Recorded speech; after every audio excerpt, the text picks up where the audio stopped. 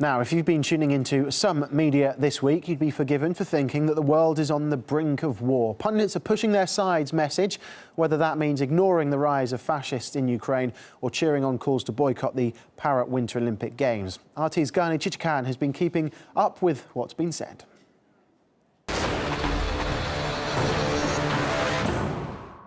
The U.S. State Department has sent out these bullet points to the media titled Putin's 10 false claims about Ukraine, just in case some journalists decide to give Russia the benefit of the doubt.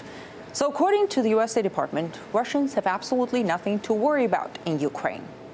The media should forget and ignore how instrumental far-right nationalists were in bringing violence to Maidan protests, in attacking government buildings, and eventually helping the current government come to power.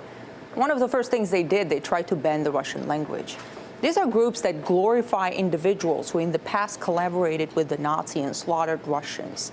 The media here have downplayed their role at Maidan, but they're not going anywhere. As harsh and threatening as Western officials are in their statements against Russia, it seems the media are taking the extra step. The latest headlines. Foreign dignitaries boycott the Sochi Paralympic Games in protest over Ukraine, and the Ukrainian team might soon follow suit. Well, that was a little premature. But still, channels held on to the boycott headline for a while. When the mainstream media invite this man to give his expertise on Russia and never challenge him on his own actions 6 years ago, you know where they stand in their position toward Russia. Mikhail Saakashvili, who launched a full-blown attack on the Republic of South Ossetia, killing scores of innocent people, and international investigations confirmed that he did it before Russia intervened. That man is allowed to sit there unchallenged and moralize about Russia's actions.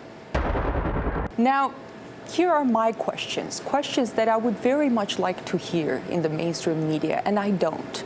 And there's probably a reason for that, too. The EU association agreement that sparked Maidan, aside from the fact that it offered disastrous terms for the Ukrainian economy, why did it have to force Ukraine to decide between Russia and the EU? Why did the EU reject Russia's offer of a tripartite, a three-way arrangement that would allow Ukraine to sustain ties with Russia? Why did that supposedly trade agreement have to include a clause about military integration? Knowing how divided the country is, why did the West need to pit the people of Ukraine against each other like that? In Washington, I'm Gani Chichkan, RT.